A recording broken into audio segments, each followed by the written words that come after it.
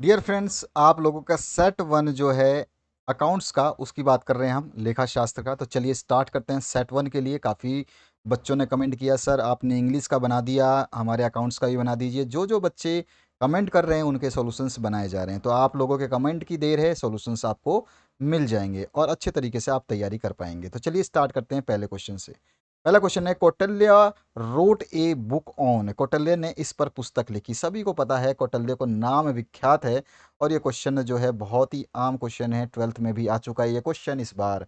तो ये क्वेश्चन जो है बहुत ही कॉमन है, बहुत सारे बोर्ड्स में आ चुका है। तो इसका आंसर हो जाएगा अर्थशास्त्र यानी इकोनॉमिक्स पे जो है कौटिल्य ने जो है पुस्तक लिखी। अब आते हैं क्वेश्चन नंबर टू पे। क्वेश्चन नंबर टू है, लेखांकन सतर्कतापूर्ण एवं कुशल खालिस्तान पर आधारित होता है। Accounting is based on careful and efficient. किस पे बेस्ड होता है? तो ये होता है आपका पुस्तन प्रणाली पर, यानी कि बुक कीपिंग एक्टिविटी पर। तो यहाँ पर जो है ए, आपका ए ऑप्शन करेक्ट हो जाएगा। इसके बाद आते हैं नेक्स्ट क्वेश्चन की तरफ। क्वेश्चन नंबर आपका थर्ड वाला। थर्ड में देखिए क्या पूछा गया, पुस्तक के एक सेट में सभी व्यवसाय पुस्तकों के एक सेट में सभी व्यावसायिक लेन देनों को व्यवस्थित तरीके से रिकॉर्ड करने की कला को कहा जाता है। The art of recording all business transaction in A semantic manner in A set of book is called. तो सभी को पता है उसको क्या कहा जाता है। तो इसको हम कहते हैं बुक कीपिंग, पुस्तक पालन। तो यहाँ पे पुस्त पालन भी बोलते हैं इसको। तो बुक कीपिंग जो है आपका बी ऑप्शन करेक्ट हो जाएगा। अब आते हैं नेक्स्ट क्वेश्चन की तरफ, क्वेश्चन नंबर चार पे। क्वेश्चन नंबर चार है, पुस्त पालन का मुख्य उद्देश्य है, यानी main objective of book keeping का आपको बताना है। मेन ऑब्जेक्टिव पूछा है, ध्यान रखना है।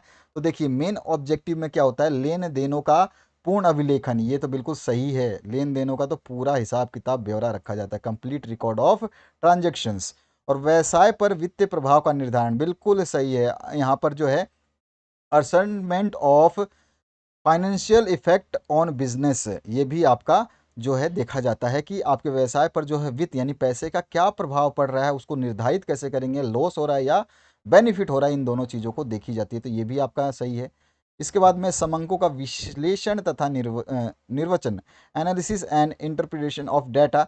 तो जो है इस डाटा को जो है इसमें शामिल नहीं किया जाता। तो यहाँ पर जो है आपके ये दो सही हैं। तो यहाँ पे डी ऑप्शन, ए और बी दोनों बिल्कुल सही हैं। डी ऑप्शन आपका करेक्ट हो जाएगा। क्वेश्चन नंबर पाँच की बात करते हैं। लेखांकन का मुख्य कार्य है, the prime function of accounting is. Prime function पूछा है।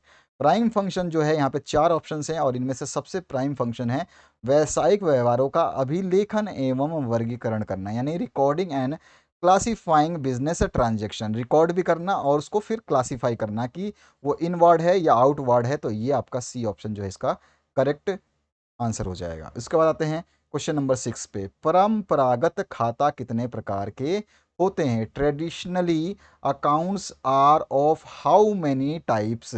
तो ट्रेडिशनल मतलब होता है ओल्ड टाइप का, जिसको हम गोल्डन टाइप्स का या ब्रिटिश वे ऑफ अकाउंटिंग भी बोलते थे। तो ये जो है हमारे कितने तरह के होते हैं? तो आपको अच्छी तरह का पता है कि ये जो है आपके थ्री टाइप्स के होते हैं। इनके नाम भी आपको पता होने चाहिए, जिसमें आपके कौन कौन से होते हैं। एक तो आपका रियल अकाउंट हो जाता है, दूसरा हो जाता है नॉमिनल अकाउंट और तीसरा हो जाता है आपका पर्सनल अकाउंट। तो ये सारे के सारे तीनों अकाउंट होते हैं। और कभी कभी ये पूछा जाए ट्रेडिशनल अप्रोच ऑफ अकाउंटिंग, तो ट्रेडिशनल अप्रोच लिख दे तो घबराना नहीं, वो भी आपके यही है। मतलब क्वेश्चन को घुमा के भी पूछा जा सकता है। तो क्या हो जाएगा आपका ऑप्शन, ऑप्शन नंबर जो है बी करेक्ट हो जाएगा। आगे बढ़ते हैं नेक्स्ट क्वेश्चन की तरफ। नेक्स्ट जो क्वेश्चन है यहाँ पे क्या पूछा गया, बहुत सिंपल क्वेश्चन है। देखिए, निम्नलिखित में से कौन सा समीकरण सही है, यानी विच equation is correct out of the following. Correct out of the following, अगर मुझे फॉर्मूले याद है तो मैं तो सारे सही कर सकता हूँ। तो इसका मतलब क्या है कि आपको फॉर्मूले जो हैं याद होने चाहिए। और यहाँ पे फॉर्मूला कौन सा सही है? तो जो आपको सभी को पता है, एसेट इक्वल्स टू होता है capital C plus L, asset plus C plus L, asset equals to C plus L, A equals to C plus L, A equals to C plus L, C plus L, यानी कि संपत्तियां जो होती है पूंजी plus दायित्व होता है, सी प्लस एल। आपका कैपिटल प्लस लाइबिलिटी, सी मतलब कैपिटल और एल मतलब लाइबिलिटी। शॉर्ट फॉर्म भी आप याद रखें, ये आपको आने वाले समय में बहुत हेल्प करेंगी। Assets equals to capital C plus L भी बोल सकते हो और कैपिटल प्लस लाइबिलिटीज भी बोल सकते हो। अगला क्वेश्चन जो है आठवां क्वेश्चन, आठवां क्वेश्चन देखिए बहुत ही अच्छा क्वेश्चन पूछा गया है। इसमें क्या पूछा गया है, कार्यालय भवन के किराए के रूप में दिया गया 5,000 रुपये है। देखो कार्यालय भवन है यानी कि वहाँ पे काम हो रहा है, और 5,000 रुपये पेज एज ए रेंट, यानी कि वो क्या है, रेंट ऑफ ऑफिस परमिसेस। अगर रेंट ऑफ ऑफिस परमिसेस जो होता है हमारा, क्या हो जाता है वो आपका लेन देन, यानी ट्रांजेक्शन में आ जाता है वो, तो हमारा क्या होता है, ये आपका लेन देन में शामिल किया जाता है। तो ट्रांजेक्शन में इसको हम कंसीडर करेंगे, बी ऑप्शन जो है करेक्ट हो जाएगा। इसके बाद में एक लेज़र एक तरफ में कितने कॉलम होते हैं, यानी how many columns are there in a ledger in one side. आप अच्छी तरह से जानते हैं, एक लेज़र जब बनाते हैं तो आप इसमें 4 कॉलम बनाते हैं इस तरह से। फर्स्ट आपका हो गया, ठीक है, यहाँ पे डेट वगैरह आ गई, उसके बाद में आपका सेकंड यहाँ पे आ गया आपका, ठीक है, उसके बाद में आपका थर्ड, और उसके बाद में फोर्थ, ठीक है ना, इसी तरह से होता है। 4 लेज़र्स के काउंटिंग होती हैं, तो यहाँ पे आपका पर्टिकुलर्स भी आ जाएगा, और आपका फिर एल भी आ जाएगा, और उसके बाद में अमाउंट भी आ जाएगा। तो इस तरह से 4 कॉलम्स होती हैं। तो आपका यहाँ पे ऑप्शन कौन सा सही होगा, यहाँ पे जो है वो ए ऑप्शन ही करेक्ट हो जाएगा। इसके बाद आते हैं हम क्वेश्चन नंबर 9 पे। क्वेश्चन नंबर 9 देखिए क्या पूछ रहा है, सॉरी क्वेश्चन नंबर 10 पे, 9 हमने देख लिया, क्वेश्चन नंबर 10 पे, पुस्तक पालन मुख्य रूप से संबंधित है, यानी book keeping is mainly concerned with. तो पुस्तक पालन यानी कि बुक कीपिंग किससे कंसर्न्ड है, तो देखिए यहाँ पर सिंपल सा है। आप जब इस सारे ऑप्शंस को पढ़ते हैं तो इसमें एक ही चीज़ आपको बहुत सिंपल सी लगेगी कि ये क्या करता है, रिकॉर्डिंग ऑफ फाइनेंशियल डाटा, यानी वित्तीय समंकों का अभिलेखन से, यानी कि ये सारे के सारे जो है फाइनेंशियल एक्टिविटीज़ को नोट डाउन करता है, ठीक है, उनका डाटा रखता है। तो यहाँ पे सी ऑप्शन जो है इसका करेक्ट हो जाएगा। अब आते हैं नेक्स्ट क्वेश्चन की तरफ। बकाया वेतन खाता है, बिल्कुल सिंपल है यार, इसको क्या है, outstanding salary account is a personal account, तो यहाँ पे व्यक्तिगत खाता जो है ये ऑप्शन आपका करेक्ट हो जाएगा, ये तो आपको सभी को पता होगा।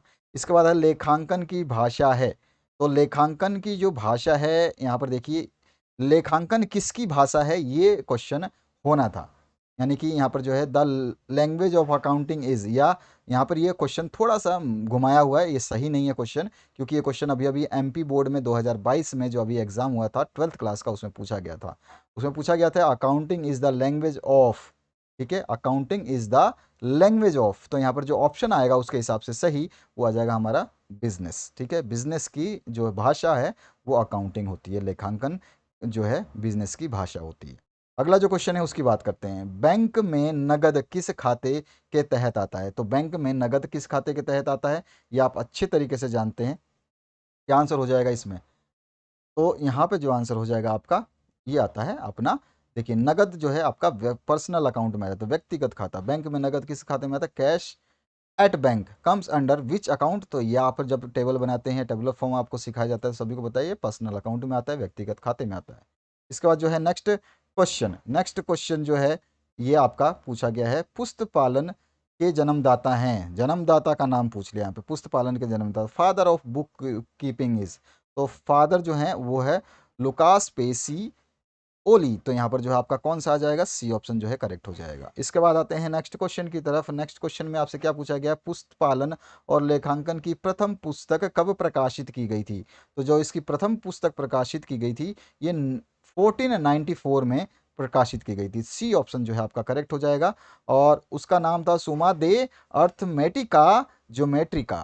थोड़ा सा नाम ऐसा है जैसे आपका रशियन टाइप है इसका नाम है, ठीक है, तो ये चीज़ आपको थोड़ा सा ध्यान रखना है। इसके बाद में है आपका 16वां क्वेश्चन, स्थायी संपत्ति में सम्मिलित होते हैं fix asset include, fixed asset में क्या इंक्लूड होता है भैया। तो देखिए यहाँ पर ऑप्शंस के हिसाब से हम देखेंगे, बहुत कुछ इंक्लूड होता है, लेकिन यहाँ पे क्या ऑप्शन है, अंतिम रहतिया, बिल्कुल नहीं होता, गलत है, ठीक है, ये बिल्कुल गलत है, ये ऑप्शन नहीं है। उसके बाद में फर्नीचर, यस, हमारा जो है फिक्स एसेट्स में फर्नीचर्स और जो है आपका मशीनरीज ये सारे आते हैं, तो मशीनरीज तो है ही नहीं इसमें, बाकी ये सारे के सारे गलत हैं, तो यहाँ पर ये भी गलत है, और आपका फिर सी ऑप्शन भी गलत है। तो हमारा पास ऑप्शन कौन सा बचा, बी ऑप्शन बचा, ठीक है। आगे आते हैं, स्वामिगत कोष के अलावा संस्था के दायित्वों को कहा जाता है, the obligation of an enterprise other than owners fund is also known as. तो इसको हम जानते हैं अच्छी तरीके से, इसको क्या कहा जाता है, तो ये हमारा जो होता है ये क्या कहता है, लाइबिलिटीज कहा जाता है, दायित्व कहा जाता है। तो हमारे को दिक्कत ही नहीं है, हम सीधा सीधा लिख सकते हैं कि ये जो है आपका, ये देखिए इसमें क्या होता है, ऑनर्स जो फंड होता है ये क्या होता है आपका, कैपिटल अकाउंट होता है ना, ये ऑनर्स फंड अगर हम बात करें तो ये कैपिटल में आ जाता है, ठीक है। और इसके अदर देन वाला जो होता है, अदर देन वाला ठीक है, ये किस में आ जाता है आपका ऑब्लिगेशंस में, लाइबिलिटीज में आ जाता है। तो यहाँ पे अदर देन ऑनर्स फंड, तो ऑनर्स फंड किस में है, कैपिटल, लेकिन पूछा क्या है, ऑनर्स फंड के अलावा, ठीक है ना, स्वामीगत कोष के अलावा संस्था के दायित्वों को क्या कहा जाता है, बस इतना सा सिंपल सा है, तो उसको हम दायित्व ही कहते हैं, लाइबिलिटीज कहते हैं। अगले क्वेश्चन की बात करें तो यहाँ पर जो है नेक्स्ट क्वेश्चन देखिए, ध्यान से समझिए।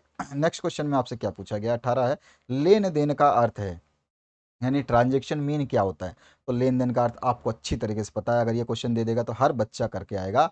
माल एवं सेवाओं का मुद्रा में विनिमय जो है ये कहलाता है हमारा लेन देन, ठीक है, exchange of good and services in terms of money, यही तो लेन देन है।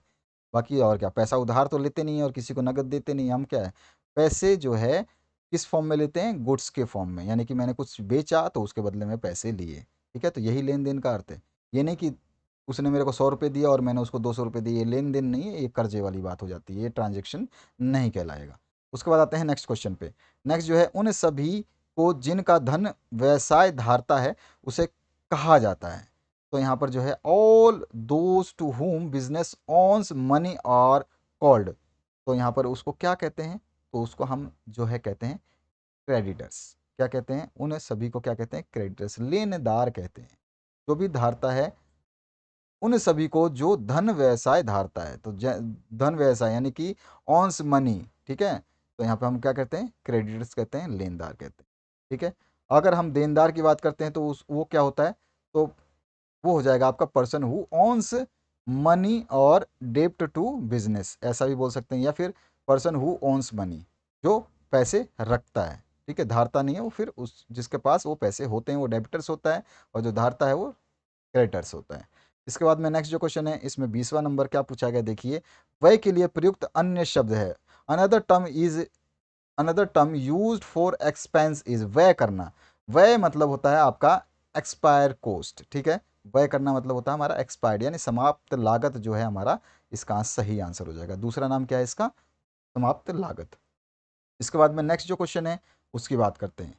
नेक्स्ट जो क्वेश्चन है आपका 21 नंबर, 21 नंबर में देखिए, इसमें क्या पूछा गया, द्विपहलू अवधारणा पर आधारित व्यावसायिक लेने देनों को अभिलेखित करने की विधि को कहा जाता है। इसमें भी आपको क्या पूछा है, आपको ट्रांजैक्शन का जो है कॉन्सेप्ट पूछा है, डुअल रिस्पेक्ट कॉन्सेप्ट किसे कहा जाता है, the system of recording business transaction based on dual aspect concept is called. तो दो, यहाँ पे ड्यूअल का नाम आ रहा है, यानी कि दोहरा बात आ रही है, डबल आ रही है, डबल बात आ रही है, तो यहाँ पे देखो, यहाँ पे क्या आ जाएगा, तो उसको हमने पढ़ा भी है अच्छी तरीके से, डबल एंट्री सिस्टम, पढ़ा है कि नहीं पढ़ा, तो बस वही नाम हमारा सही है। तो यहाँ पे डबल एंट्री सिस्टम कौन सा है, ये ऑप्शन, तो हमारा ये ऑप्शन करेक्ट हो जाएगा।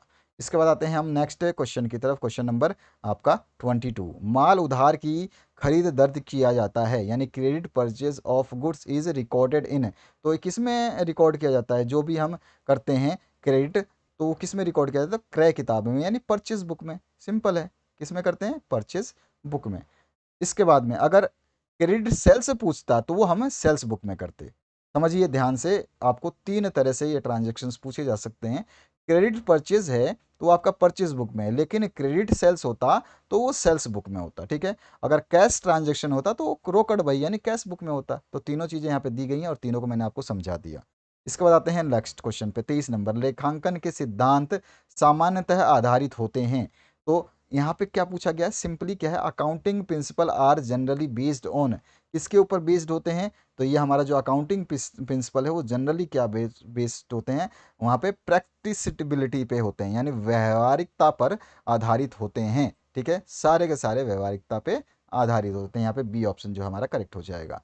अगला जो क्वेश्चन है, इस अवधारणा के अनुसार उन लेन देनों को जिन्हें मुद्रा के रूप में व्यक्त किया जा सकता है लेखा पुस्तकों में अभिलेखित किया जाना चाहिए। तो यहाँ पे क्या आंसर होगा हमारा, तो देखिए पहले तो इसको पढ़ लीजिए, समझ लीजिए, विच concept requires that those transaction which can be expressed in terms of money should be recorded in the book of account.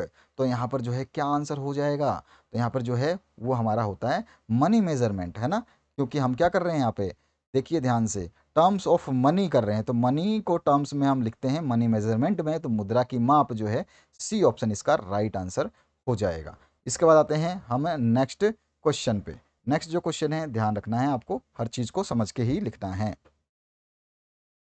आहरण खाते की शेष राशि को हस्तांतरित किया जाता है। Balance of drawings account is transferred to, तो किस अकाउंट में ट्रांसफर किया जाएगा भैया, सभी को पता होना चाहिए कि इसका आंसर कौन सा सही होगा। तो इसको हम कहते हैं कि पूंजी खाता यानी कैपिटल अकाउंट में जो है इसको ट्रांसफर किया जाएगा। तो यहाँ पे क्या आंसर हो जाएगा, कैपिटल अकाउंट, क्योंकि हम क्या लिखते हैं, बिल्कुल सही आपने पहचाना, जब हम लिखते हैं इसको कॉलम बना के तो कैपिटल अकाउंट में जो है इसको दिखाया जाता है। इसके बाद 26 नंबर जो क्वेश्चन है ये देखिए, अदत्त व्ययों को वर्ष के अंत में लाभ हानि खाते में किस सिद्धांत के अनुसार शामिल किया जाता है, according to which concept outstanding expenses is included in profit and loss account at the end of the year. तो यहाँ पे हमारा कौन से उसके अंदर आता है, तो ये हमारा आता है आपका एक्युरल कॉन्सेप्ट के अंदर। एक्युरल कॉन्सेप्ट जो है आपका उपार्जन अवधारणा जो है उसके अंदर आता है। ठीक है, तो ये चीज़ आपको रट लेनी है, याद करनी है, ध्यान रखना है इसको।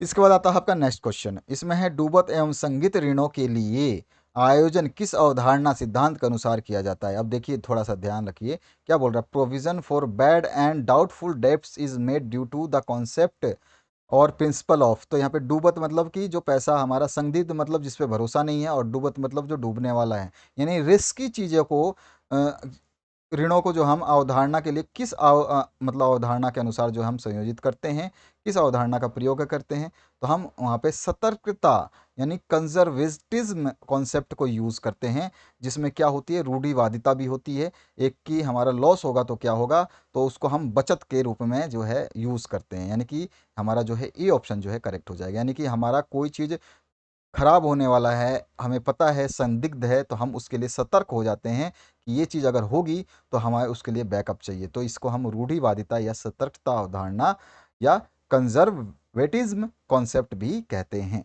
ठीक है, ध्यान रखोगे आप, बहुत अच्छी तरीके से, बहुत बेसिक बेसिक क्वेश्चंस पूछे गए हैं आपके लिए। तो इसमें न्यूमेरिकल दिया ही नहीं गया, एक भी न्यूमेरिकल इस सेट में आपके लिए नहीं दिया गया, जिस हिसाब से आपके ट्वेल्थ के लिए दिए गए थे। ट्वेल्थ के मैंने क्वेश्चंस कराए थे, सारे के सारे 40 के 40 क्वेश्चन आ गए थे, लेकिन उनके 5-5 सेट जारी हुए थे और आपके केवल 2-2 सेट जारी हुए। मेरे पास कुछ सेट्स हैं जिसके 5-5 सेट हैं, तो उनको मैं डालूंगा समय अनुसार, जिसके जिसके आ रहे हैं बच्चों के कमेंट उनके सेट्स में डाल रहा हूँ। तो यहाँ पर जो 27 क्वेश्चन आपने देख लिया, 28वें क्वेश्चन पे उपार्जन की अवधारणा से संबंधित है। एक्युरल कॉन्सेप्ट इज रिलेटेड विद, अभी अभी हमने जो है इसको थोड़ा सा ऊपर हमने पढ़ा था, ठीक है ना, याद होना चाहिए आपको। एक्युरल कॉन्सेप्ट जो है ये किससे जो है आपका संबंधित है, ये आपको बताना है। तो एक्युरल कॉन्सेप्ट जो है ना, ये आपकी मैचिंग कॉन्सेप्ट से संबंधित होता है, मिलान अवधारणा से। एक्युरल कॉन्सेप्ट, ठीक है, किससे होता है ये, मिलान अवधारणा पर। यहाँ पर जो है सी ऑप्शन आपका करेक्ट हो जाएगा। अगला जो क्वेश्चन है देखिए, यहाँ पर क्या पूछा गया है, आयकर अधिनियम के अनुसार लेखांकन की अवधि होती है। आयकर देखिए यानी कि इनकम टैक्स की बात कर रहे हैं। इनकम टैक्स अवधि तो आपको अच्छी तरह से पता है, इनकम टैक्स की अवधि होती है 1 अप्रैल टू 31 मार्च, जो कि अभी हमारा अप्रैल गया, तो अप्रैल खत्म हो गया, मई शुरू हो गया, यानी अप्रैल 1 तारीख से शुरू होकर के 31 मार्च अगले साल तक चलती है। तो यहाँ पर जो हमारा बी ऑप्शन है ये करेक्ट हो जाएगा। ठीक है, अगर कैलेंडर ईयर पूछता तो आपको पता ही है, कैलेंडर ईयर 1 जनवरी से 31 दिसंबर चलता है, तो उसको टेंशन लेने की किसी को ज़रूरत नहीं है। अगला क्वेश्चन की बात करते हैं। नेक्स्ट जो क्वेश्चन है क्वेश्चन नंबर 30। 30 नंबर देखिए, 30 नंबर, किसी अवधारणा के अनुसार प्रतिवर्ष एक जैसी लेखांकन पद्धतियों का पालन किया जाना चाहिए। तो किसी अवधारणा के, यानी अकॉर्डिंग टू विच, यानी कि किसकी अवधारणा, according to which concept the same accounting method should be followed each year. तो सेम अगर रहेगा तो उसमें क्या हो जाएगी, कंसिस्टेंसी हो जाएगी, यानी कि क्या हो जाएगी, एक रूपता हो जाएगी। यहाँ पर जो चीज़ क्वेश्चन दिया था ना, कभी कभी क्वेश्चन में ही आंसर छुपा होता है, तो यहाँ पर हमारा आंसर क्या हो जाएगा, सी ऑप्शन करेक्ट हो जाएगा। क्लियर है।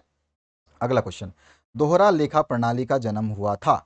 तो दोहरा लेखा का प्रणाली का जन्म हमारा जो है इटली में हुआ था। अभी अभी मैंने आपको इटोलियन शब्द पढ़ के बताया था कुछ देर पहले ही, ठीक है ना।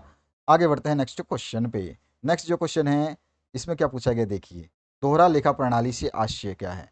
तो दोहरा लेखा प्रणाली से क्या आशय है, यानी कि एक ही जो हमारा जो वो होता है, ट्रांजेक्शन का एक्सेप्ट होता है, उसको दो जगह दिखाना। तो अगर हम यहाँ पर देखें इस ऑप्शन को, तो यहाँ पे क्या आंसर आ जाएगा, हमारा आंसर आ जाएगा एक व्यवहार के दो पक्षों की प्रविष्टि, यानी entry of both except of one transaction, ठीक है ना। डबल एंट्री सिस्टम का मीन क्या होता है, डी ऑप्शन जो आपका करेक्ट हो जाएगा। अगला क्वेश्चन जो है आपका 33, बैंक में जमा नगद के लिए डेबिट होगा। तो बैंक में जमा नगद के लिए, ठीक है, the for cash deposit into bank debit bill B, तो कौन से अकाउंट में? इसका तो हर बच्चा मेरे हिसाब से आंसर देगा बैंक खाता, यानी कि बैंक अकाउंट, यानी कि ए ऑप्शन करेक्ट हो जाएगा। 34 नंबर क्वेश्चन की बात करते हैं। 34 नंबर देखिए, इसमें क्या पूछ रहा है? मूल प्रलेख की विशेषता बतानी है आपको। मूल प्रलेख यानी कि feature of source documents are, तो ये एविडेंस होते हैं, बिल्कुल सही है भैया। और यहाँ पर बेसिस ऑफ ऑडिट, बिल्कुल भाई साहब, जब आपका चेक करने आएंगे कि आप कर क्या रहे हो, आप फर्जीवाड़ा तो नहीं कर रहे हो, तो बेसिस ऑफ ऑडिट भी होते हैं, ठीक है। और उसके बाद में डिटेल्ड डिस्क्रिप्शन भी इसमें होता है, यानी कि ये तीनों सही हैं। तो यहाँ पे हमारा आंसर क्या हो जाएगा? ये सभी सही है। तो चौथा ऑप्शन बिल्कुल करेक्ट हो जाएगा। समझ में आ रहा है? मूल प्रलेख की विशेषताएं, features of source document, evidence होते हैं, साक्ष्य होते हैं, किसी चीज़ का सबूत होते हैं। और ऑडिट, ये ऑडिट क्या होती है आपको अभी नहीं पता, जब आप कंपनीज में जाएंगे तो ऑडिट होती है। जो आप डॉक्यूमेंट या जो भी प्रिपरेशन करेंगे, जो डॉक्यूमेंट आप बना रहे हैं या जो भी प्रोडक्ट बना रहे हैं, उसका सारा डिटेल आपको रखना पड़ेगा। चाहे आप साइकिल बनाएं, चाहे दवाई बनाएं, चाहे आप पेन बनाएं या कॉपी बनाएं या पेंसिल बनाएं, रबड़ बनाएं, उसको आपने कहाँ से, उसके लिए कच्चा माल खरीदा, कितने प्रोडक्ट्स आपने बनाए, कितना बेचा, एक महीने में कितना प्रोडक्शन किया है, उसकी एक्सपायरी क्या होगी, उसका लाइफ टाइम क्या है, सब कुछ उसमें आपको जो है डिपार्टमेंट होते हैं वो मेंटेन करते हैं। वो सब डिपार्टमेंट्स के अलग अलग काम होते हैं, केवल आपको नहीं मेंटेन करना होता, वहाँ पे लॉट्स ऑफ पीपल काम करते हैं आपके जैसे, तो सबकी अलग अलग ड्यूटीज़ होती हैं। और उन सभी चीज़ों को चेक करने के लिए गवर्नमेंट थ्रू अथॉरिटीज़ जो हैं वो होती हैं, वो आती हैं ऑडिट करने की, भैया ये कंपनी जो चल रही है ये सही चल रही है या बेवकूफ़ बना रही है जनता को भी और सरकार को भी, तो वो चेक करने आते हैं। तो वो बेसिस ऑफ ऑडिट हो जाता है। डॉक्यूमेंट वही डॉक्यूमेंट मांगते हैं, कंप्यूटर जनरेटेड डॉक्यूमेंट नहीं मांगते हैं। वो जो है कंप्यूटर जनरेटेड होता है, लेकिन उसमें आपके द्वारा लिखा गया, आपके साइन होते हैं कि आपने बनाया है, और उसमें कोई भी गलती हो जाएगी तो आप फॉल्टर हो जाओगे, डिफॉल्टर हो जाओगे, ठीक है ना। कंपनी का सारा जिम्मेदारी जो है कंपनी के मालिक पे भी आएगा और आपके ऊपर भी आएगा। और ब्यौरा भी उसमें होता है, डिटेल डिस्क्रिप्शन होता है, जैसे मैंने बताया एक्सपायरी कब है उसका, और कितने प्रोडक्ट्स बनाए हैं, मंथली कंजम्पशन कितना है, क्या कर रहे हो आप, कैसे कर रहे हो, क्यों कर रहे हो, सब कुछ, ठीक है। तो ये सभी सही है, ठीक है। अगला जो क्वेश्चन है उसकी बात करते हैं। एक तलपट तैयार किया जाता है, ओहो बहुत सिंपल क्वेश्चन है। ए trial balance is prepared by, तो ट्रायल बैलेंस किस से जो है मतलब हम तैयार कर सकते हैं? तो देखो, टोटल मेथड्स भी होता है और बैलेंस मेथड भी होता है, यानी कि हमारा ए और बी दोनों ही सही है, यानी कि ऊपर के दोनों सही है। तो सी ऑप्शन जो हमारा राइट ऑप्शन जो है हमारा सी ऑप्शन हो जाएगा, सही है। इसके बाद आते हैं नेक्स्ट क्वेश्चन। एक ग्राहक को खालिस्तान भेजा जाता है जब वह माल वापस करता है, माल जब वापस करेगा तो उसको हम क्रेडिट नोट भेजते हैं। तो क्या बोल भेजते हैं? Credit note. अब जब अकाउंट्स में किसी भी पदवी पे जब एक कंपनी में काम करोगे, एक संस्था में काम करोगे, और आप जब भी एक एक ग्राहक को जब भेजा जाएगा तो वो माल वापस के लिए, जब वो माल वापस करता है तो उसको क्रेडिट नोट ही भेजोगे, आपको भेजना होगा, ठीक है। Dash is send to customer when he returns the good, तो आप उसको क्रेडिट नोट भेजोगे, ठीक है।